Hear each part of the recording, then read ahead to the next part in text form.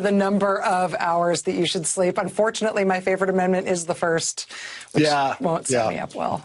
That is a problem. Rachel, there were a lot of comparisons to my cousin Vinny today on Twitter when the Trump lawyers got up to speak. Andrew Weissman is going to join us later in this hour to score the lawyers in today's Senate trial. And oh, by the way, on this day where there was so many My Cousin Vinny comparisons, it should be noted, it is Joe Pesci's 78th birthday. So couldn't be a better day. Oh, that's fantastic. Yeah. I will say, also should be noted, I watched My Cousin Vinny. Yeah, I watched My Cousin Vinny not that long ago, and I would say that Mr. Castor would not have made it into the movie. Well, and I know, being a credit reader the way you are, you know that every word Vinny said was actually written by Dale Launer, who was the screenwriter for My Cousin Vinny, who deserves a little nod today since his work got so much attention today. Is there nothing you don't know, Lawrence O'Donnell? Is there nothing you don't know? Writing credits, my specialty. Thank you, Rachel. Thanks, Lawrence. Thank you. Well, today, 56 senators representing 60% of the American people decided that a Senate impeachment trial of a former president is indeed constitutional, as all precedent suggests it is. 6 Republican senators voted in agreement with every Democratic senator that the trial is constitutional. If just one of those Republican senators votes to convict Donald Trump, then Donald Trump will have won the most guilty verdicts ever in a Senate impeachment trial of a president or former president. If all 6 of those Republicans vote to convict Donald Trump, then that will be a landslide guilty vote in the Senate, 56-44. But a landslide isn't enough to get a formal conviction in an impeachment trial, which requires a 2/3 majority of 67 Senate votes. So as of tonight, it appears that the House impeachment managers are at least 11 votes short in trying to win a formal conviction against Donald Trump. They will have to change minds of Republican senators, which everyone believes is impossible because most Republican senators have demonstrated time and time again that when it comes to anything involving Donald Trump, they feel nothing but the weight of re-election, and they ignore the weight of history. In a life in the Senate, you don't feel the weight of history very often, but you always feel the weight of re-election.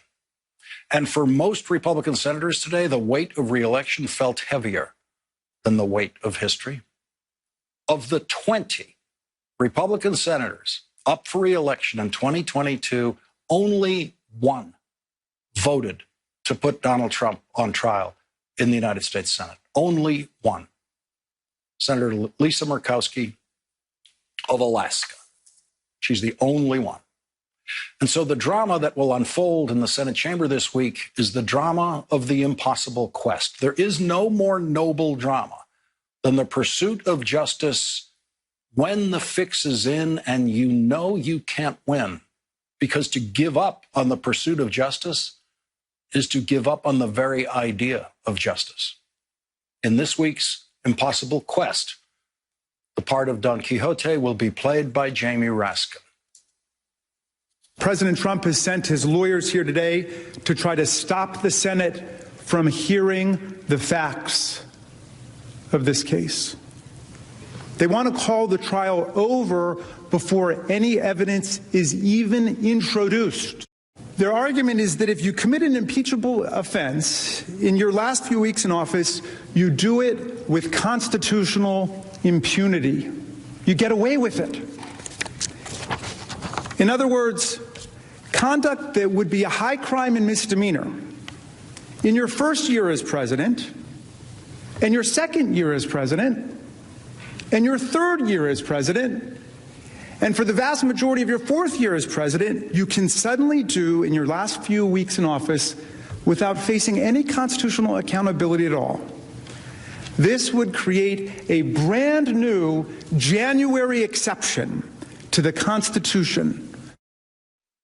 Carson Raskin began his presentation with a 13-minute video that captured what happened at the Capitol on January 6th, sequentially from beginning to end. Here is some of that video. We're going to walk down, and I'll be there with you. We're going to walk down. We're going to walk down to the Capitol. Yeah. Let's take the Capitol. Take the Capitol. Take the Capitol. We are going to the Capitol, where our problems are. It's that direction. We outnumber you a million to one out here, dude. Take the building. Take the building. That's enough. There's more coming. We fight. We fight like hell. And if you don't fight like hell, you're not going to have a country anymore.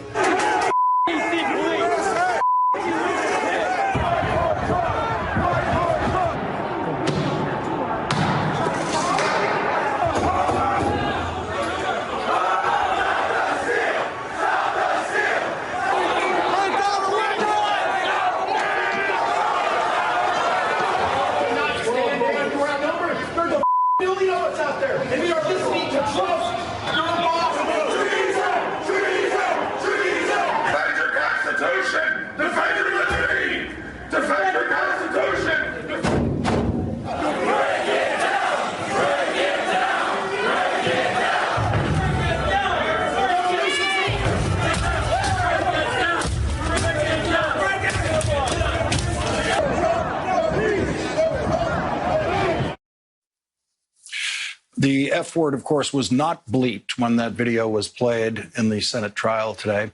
The House managers presented a scholarly history of impeachment demonstrating the precedent of Senate impeachment trials after the official has left office. And the Trump lawyers countered with nothing. No legal precedents. They sounded like lawyers who didn't know what they were talking about, but who knew the fix was in for their client. Congressman Raskin closed his presentation with a description of the attack on the Capitol in personal terms. Congressman Raskin said that the day before the attack on the Capitol was the saddest day of his family's lives because they buried his 25-year-old son that day, Tommy. His daughter, Tabitha, and son-in-law, Hank, came to the Capitol with him that day after the funeral. My chief of staff, Julie Tagan, was with Tabitha and Hank locked and barricaded in that office, the kids hiding under the desk, placing what they thought were their final texts and whispered phone calls to say their goodbyes. They thought they were going to die. My son-in-law had never even been to the Capitol before.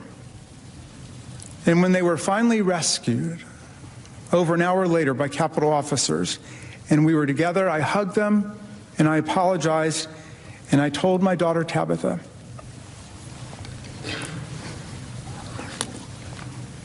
who's 24 and a brilliant algebra teacher in Teach for America now, I told her how sorry I was, and I promised her that it would not be like this again the next time she came back to the Capitol with me. And you know what she said? She said, "Dad, I don't want to come back to the Capitol."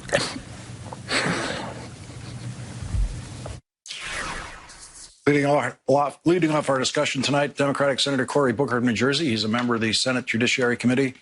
Senator Booker, I know on days like this, there is no experience we can have out there through our television screens that is the experience you're having on the Senate floor. Can you bring us onto the floor with you and tell us what you were experiencing, what it meant to you to hear these presentations today? Well, I've witnessed a lot of presentations by colleagues in Congress, senators, and House members. I think what the House manager, Jamie Raskin, did today was brilliant in its sort of constitutional argument. He relied on the text of the Constitution. He relied on past Senate precedent. But I think what was powerful about his presentation is he didn't just speak in arcane legal parlance. He spoke to the head and to the heart with stories like the one you just clipped. And for us on the floor, I can only speak for me and the people around me where I was sitting. It jarred me. It brought me back to that night. It brought me back to what I think is, in our generation, one of our country's greatest defeats. Our capital was seized. The leadership of our government had to escape for their lives. It was a shameful day. It was a heartbreaking day. It was a failure, a monumental failure to see the capital of the United States of America, the most powerful nation on the planet, have its capital overrun by hate mongers, by those who are perpetuating conspiracy theories and lies, whipped up by a president who was trying to stay in power and undermine the peaceful transfer of power. So he did an unbelievable job. I have to say, I got very emotional in the end listening to him, and then the beginning watching that film and having to relive in many ways that dark, dark day. I want to listen to what House Manager Joe Neguse said about what the import of the Senate trial is. Let's listen to that. What you experienced that day, what we experienced that day, what our country experienced that day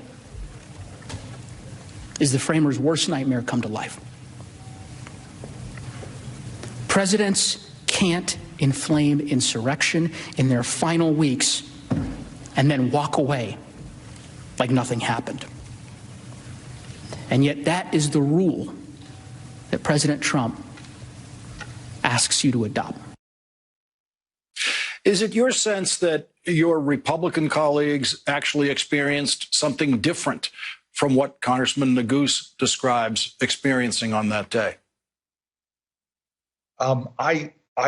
This is a tough one for me to understand the thinking of all of my colleagues. I was very happy that you saw 6 colleagues take a significant stand, one changing their mind from the last time they voted.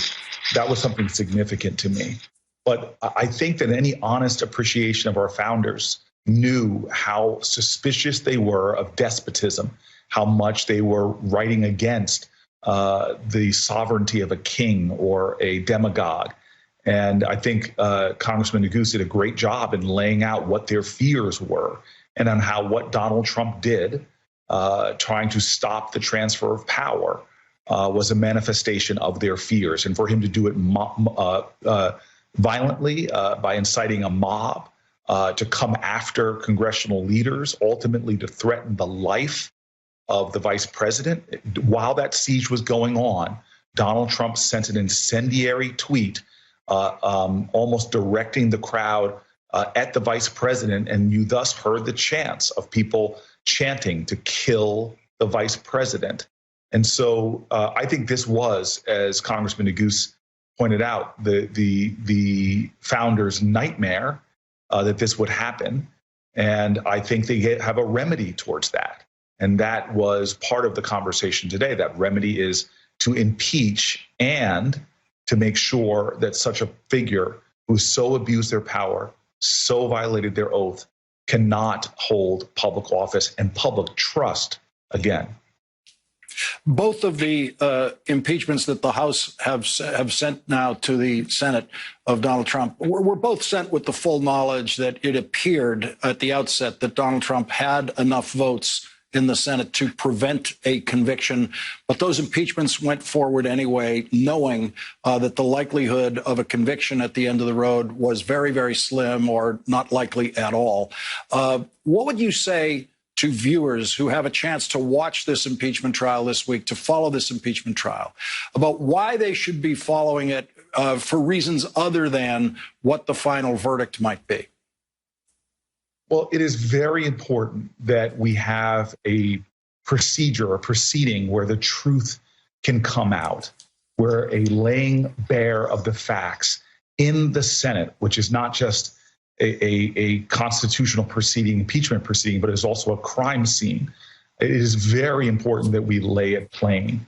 One of my favorite speeches from American history was on the other side of the Edmund Pettus Bridge, itself the scene of awful violence.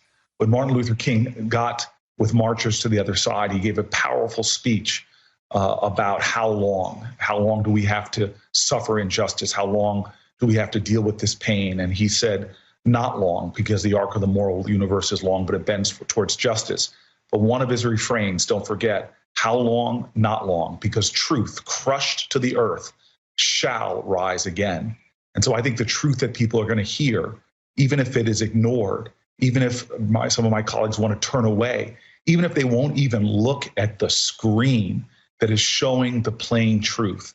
I do pray that that truth should not prevail in this proceeding, that one day it will rise and people will recognize the attempted despotism that went on, the incitement to riot, a president of the United States violating his oath, sending a mob to take over the Capitol, where many people died, many people were injured, and the wounds to our nation will take a long time to fully heal.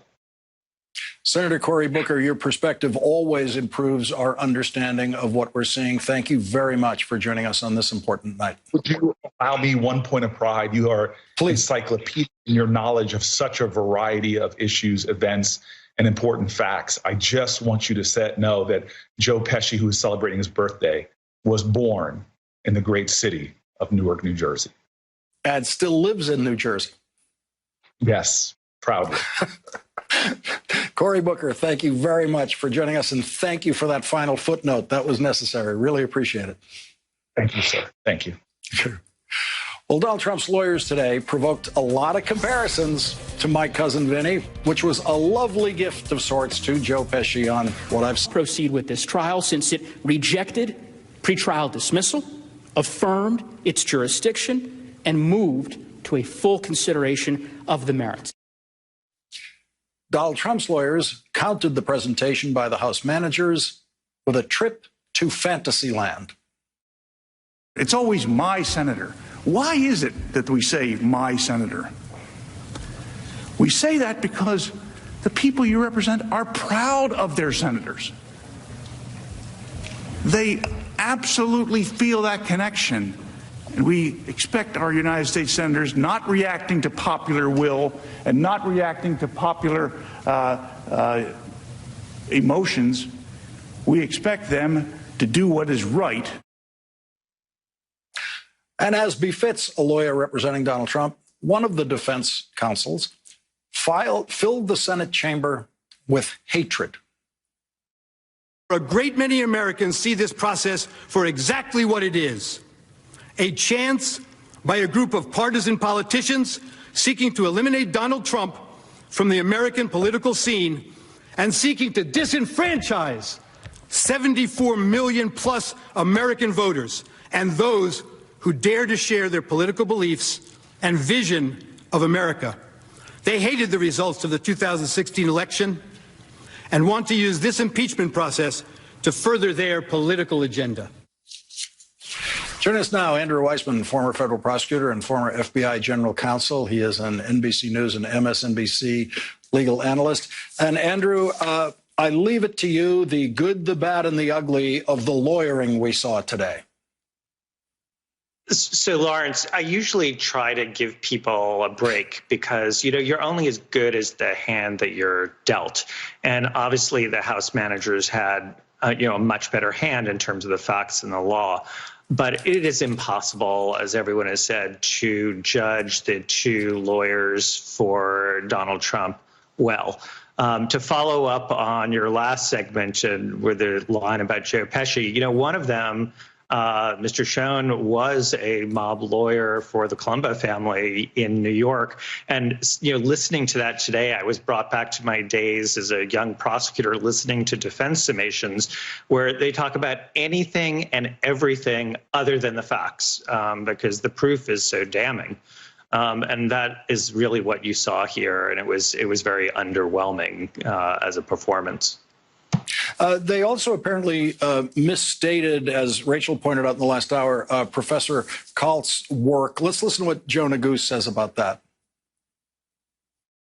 Professor Kalt's position, which they had to have known because it's in the article that they cite in the brief, is that removal is, quote, not the sole end of impeachment. Actually, in that same article, he describes the view advocated by President Trump's lawyers as having deep flaws. They didn't have to be disingenuous and misleading like this. This key constitutional scholar, relied on by President Trump, said it just right. So, Andrew, it seems we're watching one team of lawyers that is treating this as if they're making a presentation to the Supreme Court or any other real fact-finding body or appellate jurisdiction. And then there's the other group that just are sounding as if the only way they win this is that the fix is in, and the fix is apparently in because you need the 2/3 vote in the Senate.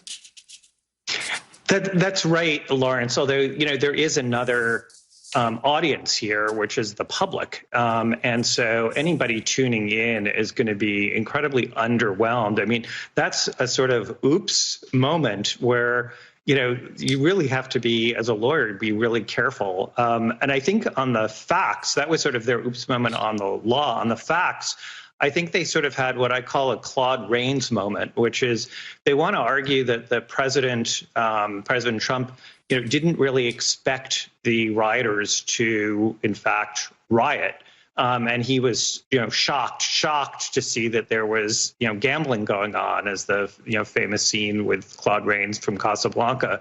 But, that's just insane for, the president to say, I really had no idea and I could not anticipate this is what's going on, given all of the evidence that we're going to hear tomorrow and the next day about the run up to January 6th. And also the president's lawyers apparently dissatisfied the president today, Donald Trump, the former president. According to reporting in Politico, he's saying he thought the House managers were more impressive. So even Donald Trump can see and agree with what we are seeing in these lawyers, according to the Politico report.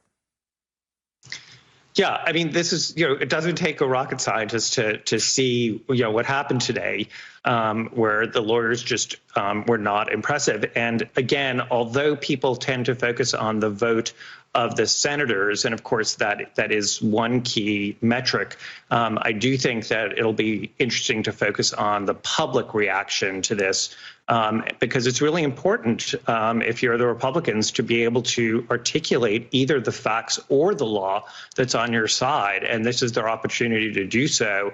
And it's not a good start when on day one you basically do a belly flop.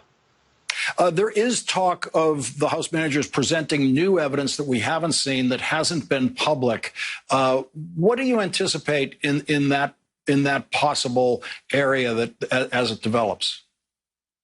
I think that something really important for them to present is Donald Trump's activities and statements and actions on January 6th, because I think some of the most damning evidence is the fact that he did not react in a way that suggested he opposed what was going on. He didn't call in the National Guard. It took forever for him to condemn what was going on, and then it was half-hearted at best. So I anticipate that they have pressed very hard for that type of evidence. Andrew Weissman, thank you very much for joining us tonight. Really appreciate it. You're welcome. Thank you. And when we come back after this break, the second impeachment trial of Donald Trump is already the most bipartisan presidential impeachment in history. Michael Steele and Zerlina Maxwell will join us next on the politics of impeachment.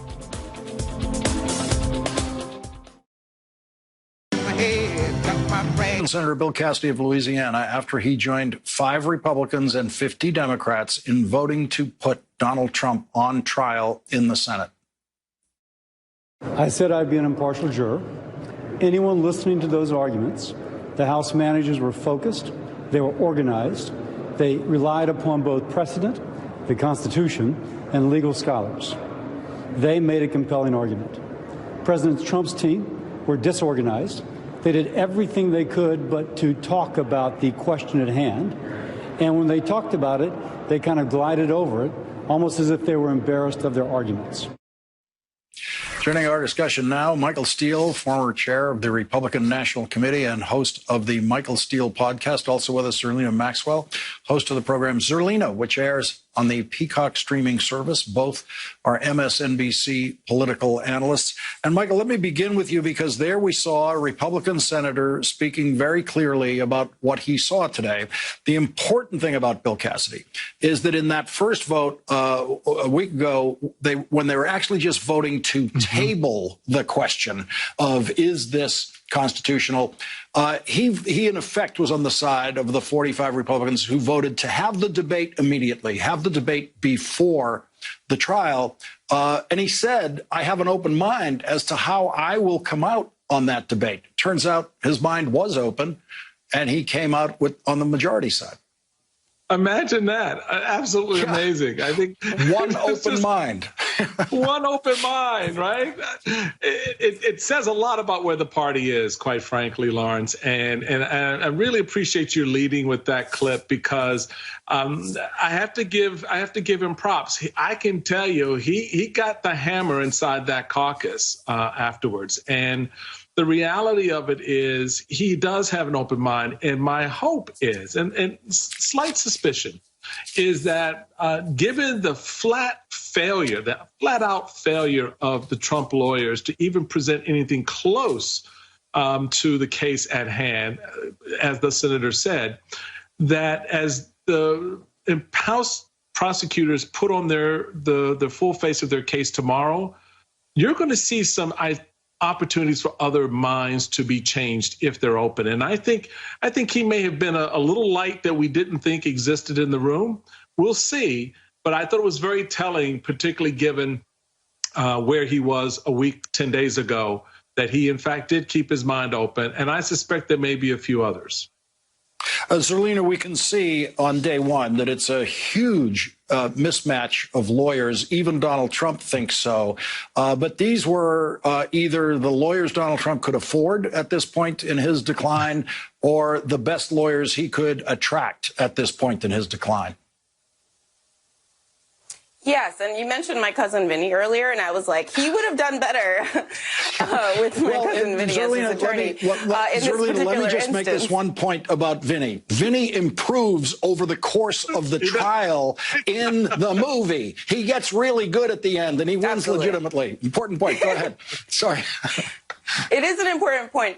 But I think what you saw today was, I've been thinking a lot about Adam Schiff's close in the first impeachment. In a lot of ways, it's important to think of this impeachment almost as a continuation of the first impeachment. I think it was Chris Hayes yesterday that made the point that essentially the through line is that Donald Trump was going to do anything to stay in power, whether that be influence the election by blackmailing Ukraine on the phone, or in this case, inciting an insurrection so that his supporters could stop a democratic process from proceeding to declare Joe Biden the victor of that. And one of the things that Adam Schiff said at the end of that impeachment is that Donald Trump is a man without character. And he said that he does not have an ethical compass, and that the Republican Party is not represented by Donald Trump. And they did not vote to convict. And we've lived through, I think, a little over a year of essentially hell on earth in the middle of a pandemic where there's just been an incredible amount of loss, both of lives and livelihoods. And I think about the first impeachment as the moment where the Republican Party could have come to Jesus and done the right thing. And now they're being given a second chance. And in life, you don't get a lot of second chances. But I think that Bill Cassidy represents the potential for Republicans to listen to the evidence and the facts, which are wildly different than the first impeachment. The emotional element is going to be there in this trial, and that's important. Michael Steele, what are the longer-term effects on the Republican Party of this impeachment trial? Oh, they're huge, Lawrence. They're huge. There's no doubt about it. I would even contend that even if they vote to convict, the impact with the Trump base is going to be massive. If they don't vote to convict, the impact with the rest of the country is going to be massive.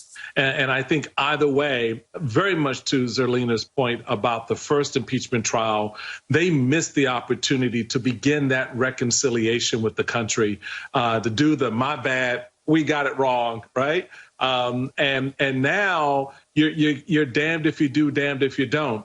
But even with that, the important thing goes back to what Cassidy did.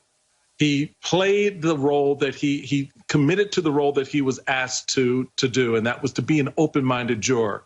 The party has to look at that. Those members, those Republican senators have to look at that seriously, and then weigh, quite honestly, how much noise do they think they can stomach going into 2022 with not one but two impeachments hanging over their heads, and their inability to manage just to do one right.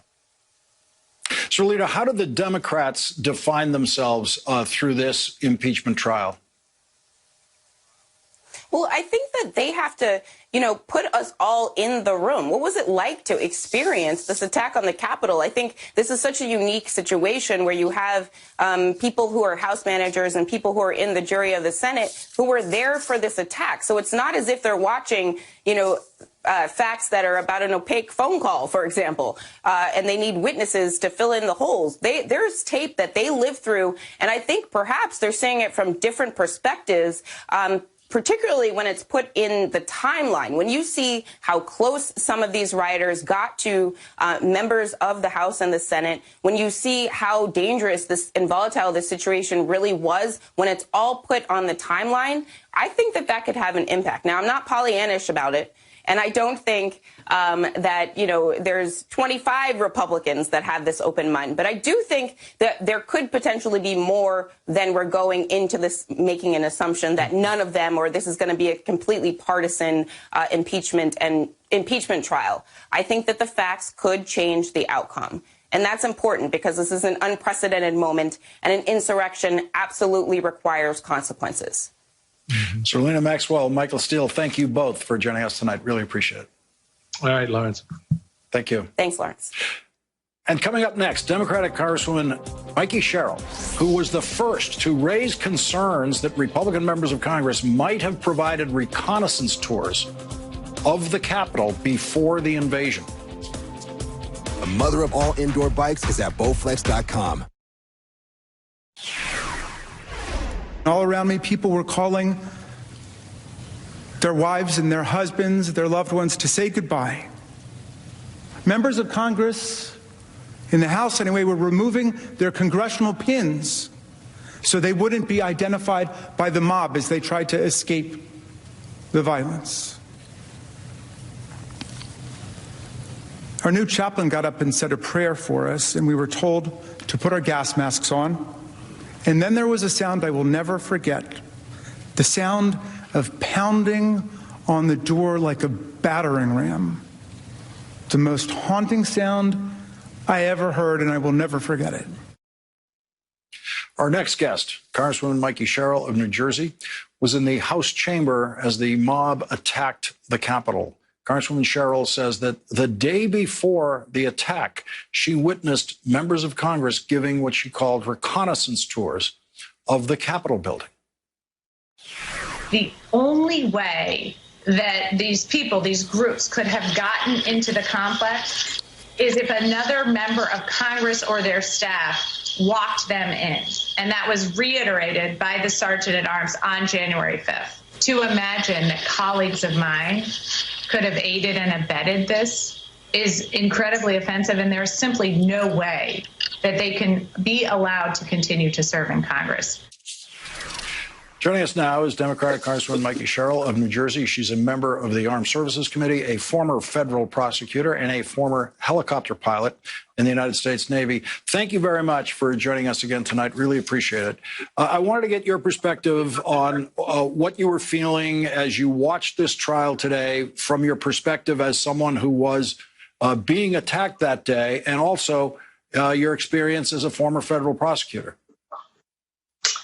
Sure. Well, thanks for having me, Lawrence. I think the most difficult part to watch for me was the video that the House managers put together.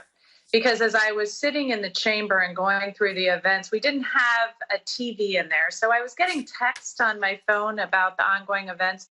But to see the video and to see what was going on in real time, to see the mob, to see the heroic actions of the Capitol Police, it's been heartbreaking. We've already had 2 members of the Capitol Police Force die by suicide. And to see what they went through firsthand was very, very difficult. And then to see in real time how the president was continuing to incite the mob, incited them to go over, knew they were marching on the Capitol as I was inside, knowing that he was sending them over to attack our Capitol, our Congress, me. And then to know that even as they were inside the building, even after they had breached the building, he was continuing to incite them via tweet about what he thought the vice president should be doing. That was hard to watch.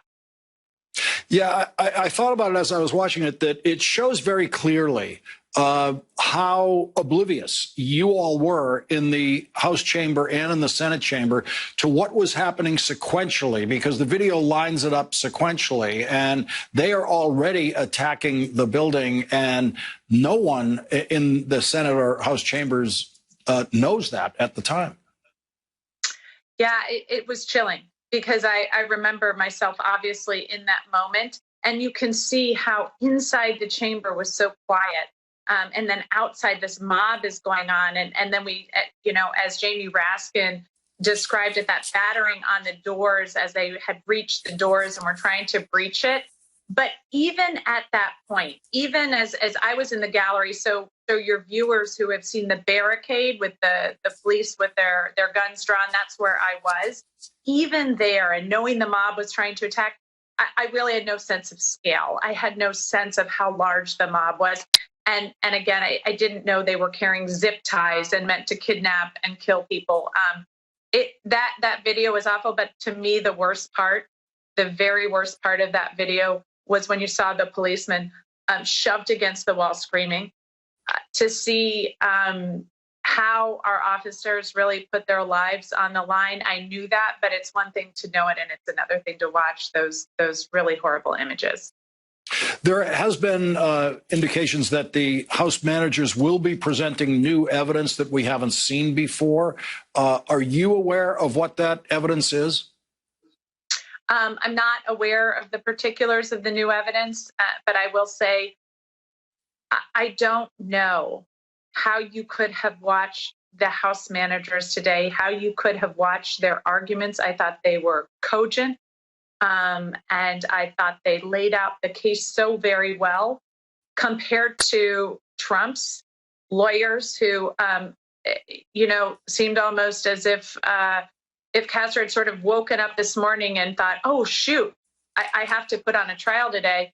I don't know how you could have found in any other way than really the way Senator Cassidy did. And I think he explained it, that looking at that case, you would have had to have almost found for the impeachment managers, for the House impeachment managers, and for the constitutionality of putting on this impeachment trial. Congresswoman Mikey Sherrill, thank you very much for joining us tonight. We really appreciate it.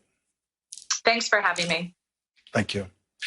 Coming up in the Senate trial this week, you will be hearing about Donald Trump's phone call threatening the Georgia Secretary of State to find votes to overturn the election there.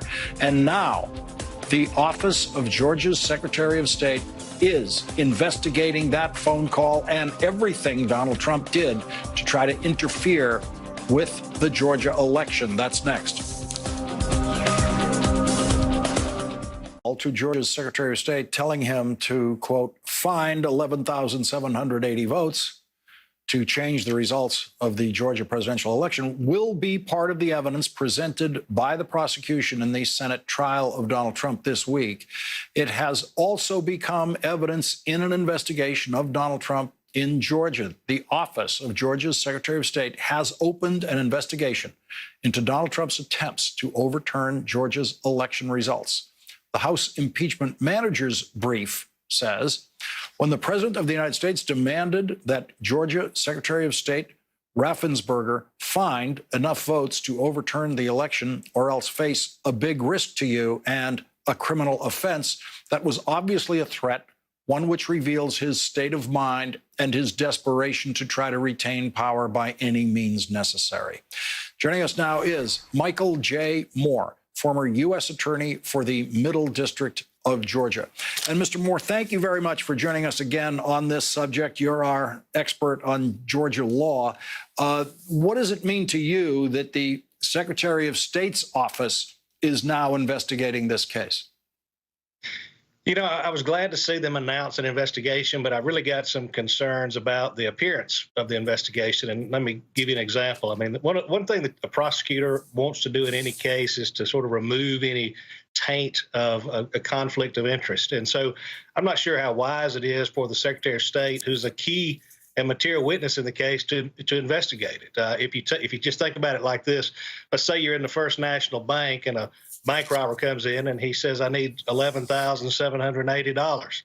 And he goes by the bank manager's office and he talks to him for an hour and threatens him and says, bad things are going to happen if you don't give me the $11,780. And then he runs out of the bank. Well, you certainly don't want the bank people and the employees of the bank investigating that. So there are other mechanisms under Georgia law, such as referring it to the district attorney of the county where the crime occurred. This case would be Fulton County. And I think that makes more sense. I don't think you'd want to send it to the attorney general. And I was a little worried to see that he's announced that he would refer any criminal investigation to the attorney general. Well, that concerns me because we have at least some public reporting that our attorney general was head of an organization that was robocalling people, asking them to go to the Capitol on the day of January the 6th. And that concerns me. So it seems like the cleanest thing to do is simply send it to the Fulton County DA and let her conduct a full investigation if that's what she wants to do. Isn't she already conducting an investigation? Weren't there indications that the Fulton County DA was already taking a look at this? I think she's been fairly tight-lipped about it. There's been some indication that she wants to make an announcement. Maybe by the end of the month she would say something, or maybe they were looking at it. I don't know if there's been any coordination or communication between the secretary and the new district attorney there. I simply think there should be.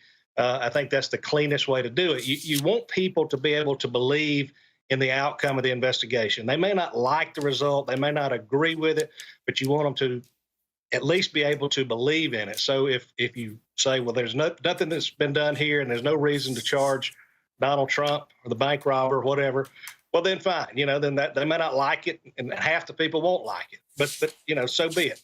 If you say, well, we do need to charge them, we're going to go after the maximum penalty, half the people aren't going to like it. But at least people can have confidence that the investigation was done in a fair way. You just don't need the key witness to be in charge of the investigation. I appreciate the fact that he's been fairly forthright and candid and seems to be wanting to move forward. I just think there's a better way to do it.